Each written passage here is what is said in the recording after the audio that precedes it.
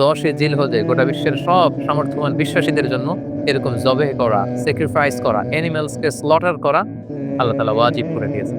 তার মানে কুরবানির যে বিধান এটা আমরা সাইয়েদনা ইসমাঈল আলাইহিস সালামের বদৌলতেই পেয়ে সাইয়্যিদুনা ইসমাঈল আলাইহিস সালাম পবিত্র কালামুল্লাহ মাজিদে বর্ণিত 25 জন নবী এবং রাসূলদের মধ্য থেকে তিনি হচ্ছেন অন্যতম একজন নবী। এবং সাইয়েদনা ইসমাঈল আলাইহিস সালাম ছিলেন ইব্রাহিম আলাইহিস সালামের জ্যেষ্ঠ পুত্র। এবং সাইয়েদনা ইব্রাহিম আলাইহিস সালাম আল্লাহ তাআলার কাছে দোয়া করেছিলেন, রব্বি হাবলি মিনাস সলিহিন। অর্থাৎ হে আল্লাহ, আপনি আমাকে নেককার সন্তান দান করেন। আর এই দোয়ার ফসল বা দোয়ার বদৌলতে আল্লাহ তাআলা সাইয়েদনা ইসমাঈল আলাইহিস সালামকে দান করেছিলেন।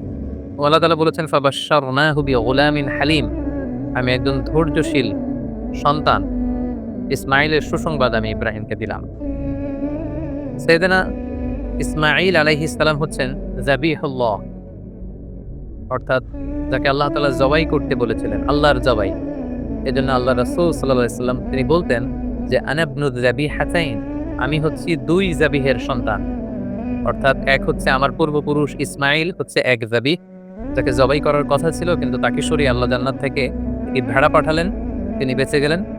আবার আমার পিতা আব্দুল্লাহ, তাকেও আমার দাদা আব্দুল মুত্তালিব জবাই করে দেওয়ার কথা ছিল আল্লাহর সন্তুষ্টির জন্য, কিন্তু সেখানে তার বদৌলতে 100টি উট দিয়ে আল্লাহ তাআলা আমার পিতা আব্দুল্লাহকে বাঁচিয়ে দিলেন। তাহলে এক যাবিহ হচ্ছে আমার অনেক অনেক পূর্বপুরুষ ইসমাঈল, আর এক যাবিহ হচ্ছে আমার পিতা আব্দুল্লাহ। তাহলে এই 2 যাবিহের কারণেই কিন্তু আমি পৃথিবীতে এসেছি। অর্থাৎ সাইয়েদনা ইসমাঈল আলাইহিস সালাম বেঁচে না থাকলে এই বংশে আল্লাহ রাসূল সাল্লাল্লাহু আলাইহি ওয়াসাল্লাম আসতেন না। আর রাসূল সাল্লাল্লাহু আলাইহি ওয়াসাল্লামের পিতা আব্দুল্লাহ যদি জবাই হয়ে যেত তাহলে রাসূল সাল্লাল্লাহু আলাইহি ওয়াসাল্লাম তো পৃথিবীতে আসতে পারতেন না।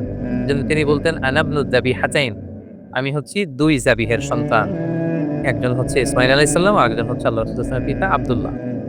ইসমাঈল আলাইহিস সালামকে বলা হয় আবুল আরব, তিনি আরব জাতির পিতা।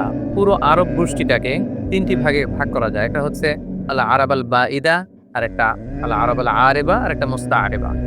বাঈদা মানে হচ্ছে অনেক আগের যে আরব জাতি, যেটা হচ্ছে আদ সামুদ জাতির কথা বলা হয়। তারা ধ্বংস হয়ে গিয়েছে, তাদের কেউ পৃথিবীতে নেই, তারা হচ্ছে আরবে বাঈদা। আরেকটা হচ্ছে আল আরাব আল আরিবা, যারা হচ্ছে অরিজিনাল আরব, যাদেরকে কাহতানি বলা হয়। আর 3 নাম্বার আরব হচ্ছে আল আরাব আল মুস্তাআরাবা বা মুস্তাআরিবা, মানে যারা বেসিক্যালি মূলত আরব নয়, ভিনদেশী লোক, কিন্তু আরবি সংস্কৃতিতে এসে আরবি ভাষা শিখে তারা এখন আরব হয়ে গিয়েছে। আরব জাতিগোষ্ঠীর এই বিশেষ শাখাটির ফাউন্ডার হচ্ছে, আর আরব আল মুস্তাআরাবার ফাউন্ডার হচ্ছে সাইয়েদনা ইসমাঈল আলাইহিস সালাম। সেজন্য ওনাকে বলা হয় আবুল আরব, আরব জাতির পিতা। এবং রাসূলুল্লাহ সাল্লাল্লাহু আলাইহি সাল্লাম তিনি কিন্তু ইসমাঈল আলাইহিস সালামের বংশে আগমন করেছেন, তাই তিনি হচ্ছেন বনি ইসমাঈল। আর ইয়াকুব আলাইহিস সালামের পরবর্তী বাকি সব নবী হচ্ছে বনি ইসরাঈল। সাইয়েদনা ইসমাঈল আলাইহিস সালাম এমন একজন নবী যার বদৌলতে আমরা জমজমের কুয়ার পানি পেয়েছি। যে কুয়ার ব্যাপারে রাসূল সাল্লাল্লাহু আলাইহি ওয়াসাল্লাম বলেছেন, ইন্নাহা তুআমু তু'মিন ওয়া শিফাউ সুকমিন। জমজমের পানি এটা যেমনি মানুষের ক্ষুধা নিবারণ করে, আবার এটা মানুষের রোগ বালাই থেকে শিফা দান করে। পাশাপাশি কুরবানির যে বিধান, অর্থাৎ জিলহজের 10 তারিখে আমরা যে কুরবানি করি ঈদুল আজহার দিন, এই কুরবানির বিধানটাও কিন্তু সাইয়েদনা ইসমাঈল আলাইহিস সালামের কারণে আমরা পেয়েছি, আমরা শুনবো সামনে। পাশাপাশি কাবা নির্মাণের সাথেও কিন্তু সাইয়েদনা ইসমাঈল আলাইহিস সালাম ওতপ্রোতভাবে জড়িত। কারণ ইব্রাহিম আলাইহিস সালাম প্রধান রাজমিস্ত্রির ভূমিকায় অবতীর্ণ হয়েছিলেন, আর ওনার সাথে সাপোর্ট দেওয়ার জন্য, সহযোগিতার জন্য সাইয়েদনা ইসমাঈল আলাইহিস সালাম পাথর বয়ে বয়ে পাথর টেনে পিতার হাতে দিতেন। সাইয়েদনা ইসমাঈল আলাইহিস সালামের জন্ম হয়েছিল ফিলিস্তিনে, কিন্তু সেখানে তিনি থাকতে পারেননি। আল্লাহ তাআলার আদেশে ওনার পিতা ইব্রাহিম আলাইহিস সালাম হাজারকে এবং ইসমাঈলকে মক্কার মরুজমিনে রেখে দিয়ে যায়। তারা চাচ্ছিল যে হাজার এবং ইসমাঈল যাতে ফিলিস্তিনে না থাকে। পাশাপাশি আল্লাহ তাআলাও আদেশ করলেন যে প্রিয় কলিজার টুকরার সন্তানকে মক্কার মরুজমিনে তুমি রেখে দিয়ে আসো। ইব্রাহিম আলাইহিস সালাম তাই করলেন। কলিজার টুকরার সন্তান ইসমাঈল আলাইহিস সালামকে এবং তার মা হাজেরাকে মরুভূমিতে রেখে দিয়ে চলে গেলেন। একা ধুধু প্রান্তরে হাজেরার কাছে কিছু নেই, সামান্য কিছু খেজুর আর 1 মশক পানি। 1-2 দিন যাওয়ার পরে এই খেজুরও শেষ, পানিও শেষ। কোনো খাবার যেহেতু নেই, হাজেরার স্তনে দুধও নেই, দুধের বাচ্চা ইসমাঈলকে খাওয়ানোর মতো কিছু নেই। আল্লাহর এই নবী সাইয়েদনা ইসমাঈল আলাইহিস সালাম দুধের বাচ্চা, তিনি ছটফট করছিলেন ক্ষুধার যন্ত্রণায়, পানির তৃষ্ণায়। সাইয়েদনা ইসমাঈল আলাইহিস সালাম মক্কার মরুজমিনের মধ্যে তিনি ছটফট করছেন। এই কঠিন দৃশ্য দেখে ধৈর্য ধারণ করা হাজেরার পক্ষে সম্ভব ছিল না। তিনি সাইয়েদনা ইসমাঈল আলাইহিস সালামকে মরুভূমির মধ্যে রেখে পানির সন্ধানে পাশে একটা ছোট্ট পাহাড় ছিল, পাহাড়টির নাম হচ্ছে সাফা। এই সাফা পাহাড়ের উপরে তিনি আরোহণ করলেন। দূর মরুভূমির এদিক সেদিক তিনি খুঁজতে আরম্ভ করলেন, কোনো কাফেলা দেখা যায় কিনা, কাউকে দেখা যায় কিনা, পানির কোনো সন্ধান করা যায় কিনা। না, তিনি কাউকে দেখতে পাচ্ছেন না। আবার তিনি সাফা পাহাড় থেকে নেমে পাশে আরেকটা পাহাড় ছিল, সেটার নাম হচ্ছে মারওয়া। দৌড়ে যে মারওয়াতে উঠলেন। এবার আবার মরুভূমির দিকে তিনি তাকালেন যে কোনো কাফেলা দেখা যায় কিনা, কোনো জনমানুষ দেখা যায় কিনা, পানির কোনো সন্ধান মেলে কিনা, কিন্তু না, তিনি কাউকে দেখতে পেলেন না। আবার তিনি মারওয়া থেকে নেমে এসে সাফায় উঠলেন, আবার সাফা থেকে মারওয়ায়। এভাবে তিনি পানির সন্ধানের জন্য সাফা থেকে মারওয়া পাহাড়ের মাঝখানে সেই তপ্ত মরুর বুকে 7 বার তিনি দৌড়াদৌড়ি করেছিলেন। বিবি হাজেরার এই 7 বার টার্ন করাটা, এই দৌড়াদৌড়ি করাটা আল্লাহ তাআলার কাছে এত পছন্দনীয় হয়েছে, হজের সময় প্রত্যেক হাজী সাহেবের এই 2 পাহাড়ের মাঝখানে আস-সা'য়ু বাইনাস সাফা ওয়াল মারওয়া, সাফা মারওয়ার মাঝখানে দৌড়াদৌড়ি করাটাকে আল্লাহ তাআলা হাজীদের জন্য ওয়াজিব করে দিয়েছেন। হঠাৎ আল্লাহ তখন ফেরেশতা পাঠালেন। ফেরেশতা বলল, হাজার তুমি যাও, তোমার দুধের ছেলে ইসমাইলের কাছে যাও, তার পাশেই তুমি জমজমের কুয়া দেখতে পাবে। তিনি গেলেন, যে দেখলেন ঠিকই মরুর জমিন পুড়ে সেখান থেকে কলকল করে ভেতর থেকে পানি বের হচ্ছে। তিনি দেখে তো তিনি অবাক হলেন, তিনি আল্লাহর শুকরিয়া আদায় করলেন, এটাই হচ্ছে সেই জমজমের কুয়া। এবং সেখান থেকে তিনি পানি পান করলেন, মশকের ভেতরে পানি ভরে রাখলেন, দুধের শিশু ইসমাইলকে পানি পান করালেন। তিনি দেখতে পেলেন পানি শুধু বেরোচ্ছে আর বেরোচ্ছে, পানি যেন চলে না যায় চারদিকে। তিনি বালু দিয়ে বাঁধ দিতে লাগলেন। আমরা যেমনি পানি ঠেকানোর জন্য বেরি বাঁধ দেই, তেমনি হাজার তিনি বালু দিয়ে বাঁধ দিতে লাগলেন। হাজার কিন্তু আরবি ভাষা জানতো না, তিনি জানতেন ইব্রানি ভাষা, এবং ইসমাইল আলাইহিস সালামও তো ছোট বাচ্চা। তো হাজার ইব্রানি ভাষায়, তার নিজের ভাষায় বালি দিয়ে পানিটাকে আটকে রাখার চেষ্টা করছিলেন, আর ইব্রানি ভাষায় বলছিলেন ঝাম ঝাম, মানে স্টপ স্টপ, থাম, পানি চলে যাস নাই। তিনি পানি আটকানোর জন্য বাদ দিয়ে নিজের ভাষায়, ইব্রানি ভাষায় তিনি বলছিলেন ঝাম ঝাম, মানে থাম থাম। তো ওনার মুখনিসৃত এই ঝাম থাম শব্দ দুইটা আল্লাহ তাআলার এত ভালো লেগেছে, কিয়ামত পর্যন্ত এই পানি, কুয়ার পানির নাম আল্লাহ তাআলা এটাকে জামজামের কুয়ার পানি হিসেবে নাম করে দিলেন। সুবহানাল্লাহ। ইন দ্য মিন টাইম, ইয়ামান থেকে একটি ব্যবসায়ী কাফেলা পাশ দিয়ে যাচ্ছিল। কাফেলাটির নাম হচ্ছে জুরহুম। জুরহুম গ্রুপের একটি কাফেলা, জুরহুম কওমের। তারা হঠাৎ করে মক্কার আকাশে পাখি দেখতে পেল। এর আগে কখনো মক্কার আকাশে তারা পাখি দেখেনি। আর আরব এলাকায় কোনো এলাকার উপর দিয়ে পাখি ওড়াউড়ি করা মানে সেখানে পানির অস্তিত্ব রয়েছে। কাফেলা প্রধান বলল, এখানে পাখি আসলো কোত্থেকে? মক্কার এই লোকেশনে তো কখনো আমরা এত বছর ধরে এখানে কাফেলা নিয়ে আসা যাওয়া করি, আমরা তো পাখি দেখিনি, নিশ্চয়ই এখানে পানির কোনো ব্যবস্থা হয়েছে। তারা যেয়ে দেখলো যে একজন নারী, সাথে দুগ্ধপোষ্য ছোট্ট বাচ্চা, আর পাশে একটা কুয়ার মতো, ভেতর থেকে শুধু পানি বেরোচ্ছে। তারা হাজেরার কাছে পানির অনুমতি চাইলো, হাজেরা পানির অনুমতি দিলেন। তারা পানি খেয়ে তৃপ্ত হলো।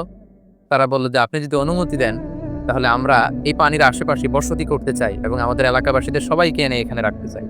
বিবি হাজেরা বললেন, হ্যাঁ অবশ্যই, তোমরা আসতে পারো, পানি খেতে পারো, এখানে বসতি স্থাপন করতে পারো, তবে মনে রেখো এই জমজমের মালিকানা তোমাদের থাকবে না, ওনারশিপ থাকবে আমার কাছে। সুবহানাল্লাহি বিহামদি। সাইয়েদনা ইব্রাহিম আলাইহিস সালামের দোয়ার ফসলে এখানে জনমানুষের আগমন ঘটতে আরম্ভ করলো। জমজমের পানির কথা চারদিকে ছড়িয়ে পড়তে লাগলো এবং ছোট্ট দুধের বাচ্চা ইসমাঈল আলাইহিস সালাম বড় হতে লাগলেন। এবং সাইয়েদনা ইসমাঈল আলাইহিস সালাম এই জুরহুম গোত্রের লোকদের কাছে তিনি আরবি ভাষা শিখলেন। তাদের ছেলে মেয়েদের সাথে তিনি বড় হতে লাগলেন। অরিজিনালি তারা ছিলেন ইব্রানি ভাষার লোক, কিন্তু এখানে তিনি আরবি ভাষা শিখে ফেললেন। সাইয়েদনা ইসমাঈল আলাইহিস সালাম এই জুরহুম কওমের লোকদের কাছে বড় হতে লাগলেন। সেখানকার ছেলে মেয়েদের সাথে তিনি কথা বলতে বলতে আরবি ভাষা শিখে ফেললেন। উনি ছিলেন ইব্রানি ভাষার মানুষ, কিন্তু তাদের কাছ থেকে তিনি আরবি ভাষা একেবারে পরিপক্ক হলেন। তার বয়স যখন 13 বছর, ঠিক তখন আল্লাহ তাআলা তার পিতা সাইয়েদনা ইব্রাহিম আলাইহিস সালামকে স্বপ্নে দেখালেন যে, ইব্রাহিম, তুমি তোমার সবচাইতে পছন্দনীয় বস্তুটি আল্লাহর রাস্তায় কুরবানি করো। একাধিকবার তিনি স্বপ্নটি দেখলেন এবং ইব্রাহিম আলাইহিস সালাম বুঝতে পারলেন যে আমার সবচাইতে পছন্দনীয় হচ্ছে আমার ছেলে ইসমাঈল, যাকে আমি আল্লাহর আদেশে সেই মক্কার মরুভূমিতে রেখে এসেছি। আজ 13টি বছর আমি ফিলিস্তিনে আমার ছেলেকে অনেক মিস করছি। না জানি আমার ইসমাঈল দেখতে কতটুকু হয়েছে, না জানি আমার ইসমাঈল কত বড় হয়েছে, দেখতে কত সুন্দর হয়েছে। ইব্রাহিম আলাইহিস সালামের হৃদয়ে ছেলে ইসমাঈলের মায়া ভালোবাসা যখন প্রবলভাবে জন্মালো, ঠিক ওই মুহূর্তে তিনি স্বপ্নে দেখলেন যে আল্লাহ তাআলা ইসমাঈল আলাইহিস সালামকে কুরবানি করে দেওয়ার জন্য, জবাই করে দেওয়ার জন্য আদেশ করছেন। তিনি আল্লাহ তাআলার আদেশে ফিলিস্তিন থেকে মক্কায় চলে আসলেন। এসে 13 বছর পর নিজের কলিজার টুকরা সন্তান ইসমাঈলকে দেখলেন। কিন্তু এই ছেলেকেও তিনি বেশি দিন ধরে রাখতে পারবেন না, কারণ আল্লাহ তাআলার আদেশে তাকে জবাই করতে হবে। তিনি ছেলের সাথে কনসাল্ট করলেন। বাবা ছেলের কনভারসেশনটা কেমন ছিল আল্লাহ তাআলা সূরাতুস সাফফাতে খুব চমৎকারভাবে বলছেন, ফালাম্মা বালাগা মাআহু সা'য়া ক্বালা ইয়া বুনাইয়া ইন্নী আরা ফিল মানামি আন্নী আযবাহ। ইসমাইল যখন একটু হাঁটতে পারে, দৌড়াতে পারে, ছোটাছুটি করতে পারে, এই বয়সে যখন পৌঁছলো, ইব্রাহিম আলাইহিস সালাম এসে বললেন, হে আমার কলিজার টুকরার সন্তান, আমি স্বপ্নে দেখেছি যে আমি তোমাকে জবাই করছি। ফানজুর মাযা তারা? What do you think about it? What's your opinion about the matter? তোমার মতামত কি? আমি তোমার মতামত জানতে চাই। ছোট্ট ছেলে ইসমাইল আলাইহিস সালাম বললেন, ক্বালা ইয়া আবাতি ফাআল মা তু'মার। হে আমার বাবা, আপনি যেমনটি আদিষ্ট হয়েছেন ঠিক তেমনটি করুন। সাতাজিদুনি ইনশাআল্লাহু মিনাস সাবিরিন। ইনশাআল্লাহ অচিরেই আপনি আমাকে ধৈর্যশীল পাবেন। আপনি মনে করবেন না যে আমি ঘাবড়ে গিয়েছি, আমি ভয় পেয়েছি, আমি দৌড়ে ছুটে পালাবো না। আপনি যেমনটি দেখেছেন তেমনটি করুন। কারণ আপনি আল্লাহর নবী এবং আল্লাহ তাআলা আপনাকে আদেশ করেছেন, এটা আপনার উপর আল্লাহর ওয়াহী। তো আপনি আমাকে ধৈর্যশীল পাবেন। বাবা ছেলে তখন মক্কা থেকে, মক্কার পাশেই মিনা অবস্থিত, মিনা প্রান্তরে রওনা হলেন আল্লাহ তাআলার আদেশে ছেলেকে কুরবানি করবার জন্য। কি মর্মান্তিক, কি হৃদয় বিদারক সে দৃশ্য। এবং সাইয়েদনা ইসমাইল আলাইহিস সালাম বললেন, বাবা, আমার চেহারার দিকে তাকিয়ে আপনি ছুরি চালাতে আপনার বড্ড মায়া লেগে যাবে, কষ্ট লেগে যাবে। আপনি আমাকে উল্টো করে শুইয়ে দিন, অর্থাৎ আমার চেহারাটা থাকবে মাটির দিকে, আপনি পেছন দিক থেকে আমাকে জবাই করুন। আল্লাহ তাআলা বলছেন, ফালাম্মা আসলামা ওয়া তাল্লাহু লিল জাবিন। দুইজনেই যখন সারেন্ডার করলো, মানে তাদের হৃদয়ে তখন আল্লাহর ভালোবাসা, আল্লাহর আনুগত্যের এই ব্যাপারটা ছাড়া আর কোনো কিছুই নেই। সাইয়েদনা ইব্রাহিম ছেলেকে হৃদয় থেকে সরিয়ে সেখানে আল্লাহর আদেশকে, আল্লাহর ভালোবাসাকে স্থান দিয়েছে। ছোট্ট ছেলে ইসমাইল আল্লাহর ভয়ে রাজি হয়ে গিয়েছে। সাইয়েদনা ইব্রাহিম আলাইহিস সালাম তখন ইসমাইল আলাইহিস সালামের গলার মধ্যে ছুরি চালাবেন। আসলে এতটুকু পর্যন্ত অগ্রসর হওয়াটাই আল্লাহ তাআলা চেয়েছিলেন। আল্লাহ তাআলা চাননি যে পিতা ইব্রাহিমের কাছ থেকে শিশু ইসমাইলকে ছিনিয়ে নিতে। আল্লাহ তাআলা চেয়েছেন যে ইসমাইলের স্থান ইব্রাহিমের হৃদয়ে বড় নাকি আমি আল্লাহর স্থান বড়। তিনি যখন ছুরি চালাবেন পেছন থেকে ডাক আসলো, ওয়া নাদাইনাহু আইয়া ইব্রাহিম। হে ইব্রাহিম, স্টপ, আর সামনে আগ বাড়ানো যাবে না, এখানেই থামো। কদ সাদ্দাকতা রুইয়া, তুমি তোমার স্বপ্নকে বাস্তবায়ন করেছো, তুমি তোমার স্বপ্নকে বাস্তবায়ন করে দেখিয়ে দিয়েছো। ইন্না কাযালিকা নাজজিল মুহসিনিন, এভাবেই আমি যারা সৎকর্ম পরায়ণ তাদেরকে প্রতিদান দিয়ে থাকি। ইন্না হাযা লাহুয়াল বালাউল মুবিন, নিশ্চয়ই এটা অনেক বড় পরীক্ষা। এই বড় পরীক্ষাতেও তুমি বাব্বেটা তোমরা উত্তীর্ণ হয়েছো। ফাদাইনাহু বিযিবকিন আযীম। আল্লাহ তাআলা বলছেন, জান্নাত থেকে একটা বকরি এনে, একটা ভেড়া এনে আমি ইসমাইলকে সরিয়ে দিলাম। ইসমাইলের জায়গায় ওই বকরি কুরবানি হয়ে গেল। আল্লাহু আকবার। সাইয়েদনা ইসমাইল আলাইহিস সালাম বেঁচে গেলেন।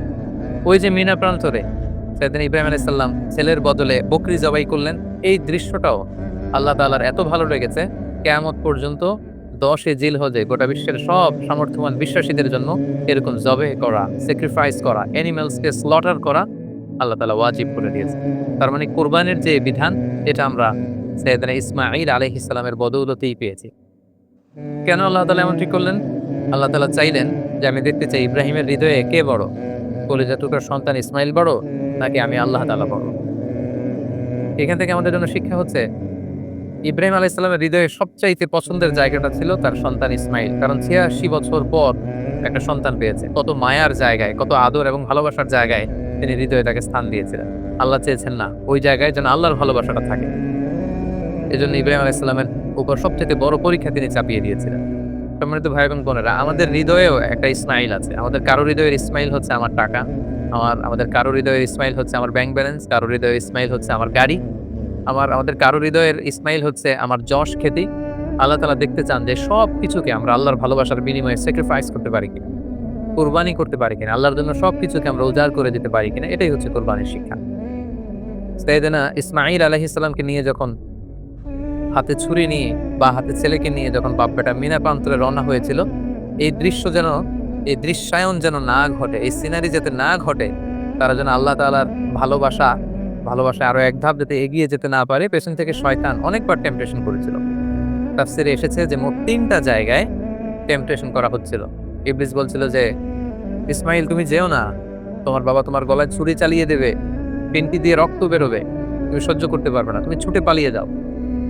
সাইয়েদনা ইসমাঈল আলাইহিস সালাম তখন ঠিক সেই জায়গাতে মাটি থেকে পাথর নিয়ে শয়তানের দিকে ছুঁড়ে মেরেছিল। কিছু দূর যাওয়ার পর আবার শয়তান এসে ধোঁকা দেয়। ইসমাঈল আলাইহিস সালাম, ইব্রাহিম আলাইহিস সালাম তারা পাথর ছুঁড়ে মেরেছে।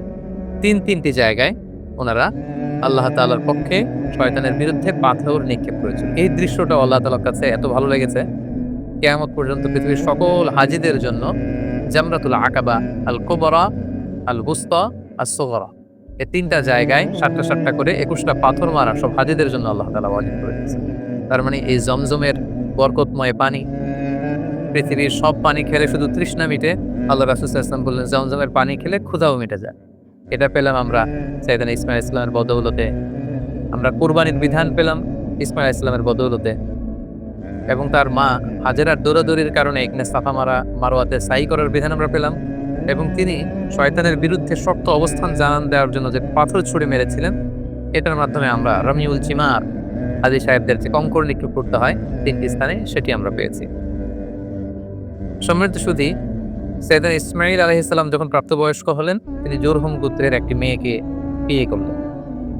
এখন আমরা ওনার জীবনের 2টি বিবাহ নিয়ে কথা শুনবো, যেটি সহিহ বুখারীতে এসেছে। তিনি যখন বিয়ে করলেন অনেকদিন পর তার মা হাজেরা মারা গেল। অনেকদিন পর সাইয়েদনা ইব্রাহিম আলাইহিস সালাম ফিলিস্তিন থেকে কলেজের টুকরা সন্তান ইসমাঈল আলাইহিস সালামকে দেখতে আসলেন। মক্কায় এসে তিনি দেখলেন যে ইসমাঈল ঘরে নেই, আছে তার স্ত্রী। তিনি স্ত্রীকে জিজ্ঞেস করলেন, তোমরা কেমন আছো? স্ত্রী উত্তরে বলল, না, আমরা খুব একটা ভালো নেই। তিনি বললেন, তোমার স্বামী ইসমাঈল কোথায়? স্ত্রী বলল যে তিনি বাইরে গিয়েছেন রিজিকের অন্বেষণে। তোমাদের দিনকাল কেমন চলে? বেশি ভালো চলে না, খাবার দাবার না বেশি একটা সুবিধার না। মানে কমপ্লেইন আর কমপ্লেইন। যেটা শুনে বৌমার এরকম কথা শুনে তিনি নিজের পরিচয় গোপন রাখলেন, কিন্তু বৌমার এরকম কথা শুনে তিনি পছন্দ করলেন না। তিনি বললেন, তোমার হাজব্যান্ড ইসমাঈল যখন বাসায় আসবে, বলো যে একজন বৃদ্ধ লোক এসেছিল, আমার পক্ষ থেকে সালাম বলো, আর বলবে যে তোমার ঘরের দরজার চৌকাঠটা যেন সে পাল্টে ফেলে, এই কথা বলে দিও। তিনি চলে গেলেন, ইসমাঈল আলাইহিস সালাম আসলেন। স্ত্রী বলল, একজন বৃদ্ধ লোক এসেছিল, তোমাকে সালাম দিয়েছে, আর তিনি বলেছেন ঘরের দরজার চৌকাঠ যেন পাল্টে ফেলো। এই বাক্যটা কিন্তু অনেক ইঙ্গিতপূর্ণ একটা বাক্য। এটা নবীর বলে যাওয়া বাক্য, আর নবীর কথা নবী বুঝে। কারণ ইসমাঈল আলাইহিস সালাম উনিও ভাবী নবী, মানে অচিরে নবী হতে যান। উনি বুঝতে পারলেন যে সে বৃদ্ধ লোক তো আমার বাবা ইব্রাহিম আল্লাহর খলিল ছাড়া কেউ নয়। ইসমাঈল আলাইহিস সালাম বলল, কি বলো তুমি, আমার বাবা এই কথা বলেছে? স্ত্রী বলল, হ্যাঁ, আপনার পিতা এই কথা বলেছে। তুমি কি করেছিলে? তিনি বললেন যে আমি অনেক কমপ্লেইন করেছিলাম, আমাদের খাবার দাবারের সমস্যা, আমি অসন্তোষ প্রকাশ করেছি। সাইয়েদনা ইসমাঈল আলাইহিস সালাম বললেন, তুমি চিনোনি, সেটা ছিল আমার জন্মদাতা পিতা ইব্রাহিম আল খলিল, এবং তিনি যে ইঙ্গিত সূচক বাক্য বলেছে এর মানে হচ্ছে আমি যেন তোমাকে তালাক দিয়ে দিই। আমি তোমাকে ডিভোর্স দিলাম, তুমি তোমার পরিবারের সাথে যে মিলিত হও, আমার সাথে তোমার থাকার আর কোনো সুযোগ নেই। বাবার দিক নির্দেশনা পেয়ে সাইয়েদনা ইসমাঈল আলাইহিস সালাম প্রথম স্ত্রীকে তালাক দিলেন। সেই জুরহুম গোত্রের অন্য একটি মেয়েকে তিনি কিছুদিন পরে বিয়ে করলেন। আবারও অনেক বছর পর আল্লাহ তাআলার আদেশে সাইয়েদনা ইব্রাহিম আলাইহিস সালাম আবার ফিলিস্তিন থেকে ছেলেকে দেখতে আসলেন। কিন্তু কি আশ্চর্যের বিষয়, ওই দিনও ইসমাঈল আলাইহিস সালাম বাড়িতে নেই। সহিহ বুখারীতে এসেছে, তিনি বাড়িতে জিজ্ঞেস করলেন যে ইসমাঈল কোথায়? স্ত্রী বলল যে তিনি বাইরে গেছেন রিজিক অন্বেষণের জন্য। তিনি জিজ্ঞেস করলেন, তোমরা কেমন আছো? মেয়েটি উত্তরে বলল, নাহনু বিখাইরিন ওয়া সা, আলহামদুলিল্লাহ, আল্লাহ আমাদের অনেক দিয়েছেন, শুকর আলহামদুলিল্লাহ, বেশ ভালো আছি। ওয়া আসনাদ আলাল্লাহ, এবং আল্লাহর শুকরগুজার হলো, আল্লাহর প্রশংসা করলো। তার মনে কোনো কমপ্লেইন নেই, শুধু শুকরগুজার। তিনি জিজ্ঞেস করলেন, মা তুআমুকুম, তোমাদের খাবার দাবার কেমন চলে? ক্বালাত আল্লাহ, তিনি বললেন আলহামদুলিল্লাহ। আমার স্বামী শিকার করে নিয়ে আসে গোশত, আমরা গোশত খাই, পানি খাই, এটাই আমাদের খাবার। ইব্রাহিম আলাইহিস সালাম এই কথা শুনে খুব খুশি হলেন। ফাকাল আল্লাহুম্মা বারিক লাহুম ফিল লাহমি ওয়াল মা, আল্লাহ তুমি ফ্যামিলিতে বরকত দাও, তাদের গোশত এবং খাবারে তিনি বরকত দাও। তিনি বললেন, তোমার স্বামী যখন ফিরবে আমার সালাম বলো, আর বলবে ফাকরাই আলাইহিস সালাম আমুরি ইউসবিতু আতাবাতা বাবি, আর তোমার স্বামীকে বলো এখন ঘরের দরজার যে নতুন চৌকাঠ এটা যেন কখনো না পাল্টায়। ইসমাঈল আলাইহিস সালাম ফিরে আসলেন। স্ত্রী বললেন, এক বৃদ্ধ লোক এসে তোমায় সালাম বলেছে, আর বলেছে ঘরের দরজার চৌকাঠ যেন কখনো না পাল্টায়। ইসমাঈল আলাইহিস সালামের কথা শুনে তিনি বেজায় খুশি হলেন। তিনি বললেন, তাই, যিনি এসেছিলেন তুমি কি জানো এটাকে? তিনি আমার জন্মদাতা পিতা ইব্রাহিম আলাইহিস সালাম, আর তিনি তোমার ব্যাপারে আমার কাছে পজিটিভ সার্টিফাই করেছেন। তিনি বলেছেন, তোমাকে যে আমি স্ত্রী হিসেবে রেখেছি, মরার আগ পর্যন্ত যেন তোমাকেই জড়িয়ে রাখি, একসাথেই যেন আমরা জান্নাতে যাই, তোমার হাতটা যে আমি ধরেছি কখনো যেন তোমাকে ছেড়ে না দেই, চিরকাল আমাদের এই স্বামী স্ত্রীর দাম্পত্য জীবনের এই ভালোবাসার বন্ধন যেন অটুট থাকে। এই বর্ণনাটি খুব চমৎকারভাবে সহিহ বুখারীতে বর্ণিত হয়েছে। সাইয়েদনা ইসমাঈল আলাইহিস সালাম ওনার পিতার আদেশে প্রথম স্ত্রীকে তালাক দিলেন এবং দ্বিতীয় স্ত্রীকে নিয়ে সুখে স্বাচ্ছন্দ্যে মক্কায় তিনি বসবাস করতে লাগলেন। এবং একটা সময়ে সাইয়েদনা ইব্রাহিম আলাইহিস সালাম যখন আবার মক্কায় আসলেন, কাবা নির্মাণের কাজে তিনি তার পিতাকে সহযোগিতা করেছেন, এবং সবসময় তিনি কাবা পরিষ্কার করতেন, ঝাড়ু দিতেন, কারণ আল্লাহ তাআলা বলেছেন, ওয়া আহিদনা ইলা ইব্রাহিম ওয়া ইসমাঈল, ইব্রাহিম এবং ইসমাঈলকে আমি স্পেশাল অর্ডার করেছি যে তাহহিরা বাইতিয়া, আমার ঘর এই কাবাকে তোমরা ক্লিন আপ করো, পরিচ্ছন্ন করো। কাদের জন্য? লিত্তাইফিন, তাওয়াফকারীদের জন্য। ওয়াল আকিফিন, যারা এই কাবা ঘরে ইতিকাফ করবে তাদের জন্য, ওয়ার রুকআইস সুজুদ, এবং সালাত আদায়কারীদের জন্য, রুকু সিজদাকারীদের জন্য কাবা ঘরকে পরিচ্ছন্ন করো। সাইয়েদনা ইসমাঈল আলাইহিস সালাম এই কাবা ঘরকে তিনি পরিচ্ছন্ন করতেন। সাইয়েদনা ইসমাঈল আলাইহিস সালামের ব্যাপারে আরো একটি তথ্য জানা যায়, যেটি সহিহ বুখারীতে এসেছে। সেটা হচ্ছে তিনি অত্যন্ত ভালো তীরন্দাজ ছিলেন, ভালো তীর মারতে জানতেন। আল্লাহ রাসূল সাল্লাল্লাহু আলাইহি ওয়াসাল্লাম একবার বনু আসলাম গোত্রের পাশ দিয়ে যাচ্ছিলেন একটা বাজারে। তিনি দেখতে পেলেন যে বনু আসলাম গোত্রের লোকেরা তীর দিয়ে প্রশিক্ষণ নিচ্ছে, খেলাধুলা করছে। তখন আল্লাহর হাবিব সাল্লাল্লাহু আলাইহি ওয়াসাল্লাম বললেন, ফাকালা ইরমু বনি ইসমাঈল, হে বনু ইসমাঈল, মানে ইসমাঈলের বংশধর, তোমরা ভালো করে তীর মারো, ভালো করে তীর খেলার প্রশিক্ষণ করো। ফা ইন্না আবাকুম কানা রামিয়া, কারণ তোমাদের আদি পিতা, তোমাদের পূর্বপুরুষ ইসমাঈল আলাইহিস সালাম ছিলেন জবরদস্ত তীরন্দাজ। তিনি চমৎকার তীর দিয়ে তিনি পশু শিকার করতেন। তিনি তীর মারলে সে তীর মিস হতো না। তাহলে ইসমাঈল আলাইহিস সালাম কানা রামিয়ান, তিনি তীরন্দাজ ছিলেন। ইসমাঈল আলাইহিস সালামের দাওয়াতি এরিয়া ছিল মক্কা। মক্কা এবং তার আশেপাশের এরিয়াতে তিনি বেসিক্যালি দাওয়াতি কাজ করতেন। জুরহুম কওমে তিনি দাওয়াত দিয়েছেন, আমালিক গোত্রের দাওয়াত দিয়েছেন, এবং আহলি ইয়ামান, ইয়ামানবাসীদের যে লোকজন, সেখানে তিনি তাওহীদের দাওয়াত দিয়েছেন। কালামুল্লাহ মাজিদের সূরা মারিয়ামে আল্লাহ তাআলা সাইয়েদনা ইব্রাহিম আলাইহিস সালামের ব্যাপারে একটি বিশেষ বৈশিষ্ট্যের কথা উল্লেখ করেছেন, সেটা হচ্ছে সাদিকাল ওয়া'দ। তিনি তার প্রতিশ্রুতি রক্ষা করতেন, ওয়াদা কখনো ভাঙতেন না। আল্লাহ তাআলা বলছেন, ওয়াযকুর ফিল কিতাবি ইসমাঈল, হে নবী আপনি কোরআনে ইসমাঈল আলাইহিস সালামের কথাকে উল্লেখ করুন। ইন্নাহু কানা সাদিকাল ওয়া'দি ওয়া কানা রাসূলান নাবিয়্যা, তিনি ছিলেন প্রমিস অ্যাটেন্টিভ, কাউকে প্রমিস দিলে এটা কখনো ভাঙতেন না, এবং তিনি ছিলেন রাসূল এবং নবী। ওয়া কানা ইয়া'মুরু আহলাহু বিস-সালাতি ওয়াজ-যাকাত, তিনি তার পরিবারের লোকদেরকে সালাতের আদেশ করতেন, যাকাতের আদেশ করতেন। ওয়া কানা ইনদা রাব্বিহি মারদিয়া, আর তিনি আল্লাহ তাআলার অনেক প্রিয় ভাজন একজন নবী ছিলেন। তার মানে বোঝা গেল ইব্রাহিম আলাইহিস সালাম রেখে যাওয়া যে দাওয়াতি কাজ, তাওহীদের দাওয়াতি কাজ, এটা তিনি করতেন। তিনি লোকজনদেরকে সালাতের আদেশ করতেন, যাকাত দেওয়ার আদেশ করতেন, এবং ঈমানের যে মৌলিক দাবিগুলো সবগুলোর ব্যাপারে তিনি দাওয়াত দিতেন। পাশাপাশি তিনি ছিলেন ওয়াদা রক্ষাকারী। অনেক তাফসিরে এসেছে যে তিনি এত বেশি সাদিকুল ওয়া'দ অর্থাৎ প্রমিস অ্যাটেন্টিভ ছিলেন, তিনি কাউকে ওয়াদা দিলে সে ব্যাপারে খুব বেশি সচেতন থাকতেন। আমরা জানি সব নবীরাই, ওনারা কখনো প্রমিস ভাঙতেন না। They never break the promise. কোনো নবী ওনারা কথা দিয়ে কথা ভাঙতেন না, কথা রাখতেন।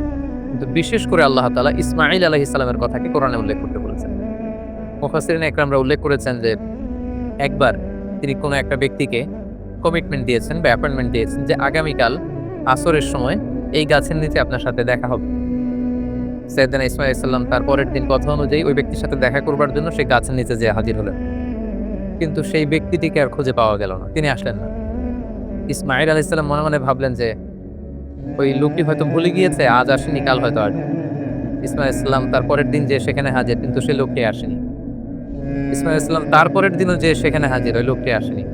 মুফাসসিরিন ইকরাম বলেছেন যে ইসমাঈল আলাইহিস সালাম ওই লোকটির অপেক্ষায় সে গাছের নিচে টানা 1 মাস অপেক্ষা করেছেন। প্রতিদিন তিনি বিকেলবেলা সেখানে যে লোকটির অপেক্ষায় থাকতেন, কারণ তিনি কথা দিয়েছিলেন। আমরা অনেক সময় কথা দিয়ে কথা রাখতে পারি, কিন্তু সাইয়েদনা ইসমাঈল আলাইহিস সালাম কথা দেওয়ার কারণে টানা 30 দিন 1 মাস ওই লোকটির জন্য অপেক্ষা করেছিলেন। এজন্য আল্লাহ তাআলা ইসমাঈল আলাইহিস সালামের প্রশংসা করে তিনি বলেছেন, ইন্নাহু কানা সাদিকাল ওয়া'দি ওয়া কানা রাসূলান নাবিয়্যা, তিনি ছিলেন ওয়াদাকে রক্ষাকারী একজন নবী। সাইয়েদনা ইসমাঈল আলাইহিস সালাম মক্কার এই অঞ্চলে তাওহীদের বাণীকে প্রচার করে মক্কাতেই ইন্তেকাল করেন, এবং সেখানেই তার মায়ের কবরের পাশে, বিবি হাজারার কবরের পাশে, কাবা ঘরের খুব কাছাকাছি কোনো একটা জায়গায় মক্কাতেই সাইয়েদনা ইসমাঈল আলাইহিস সালামকে কবরস্থ করা হয়।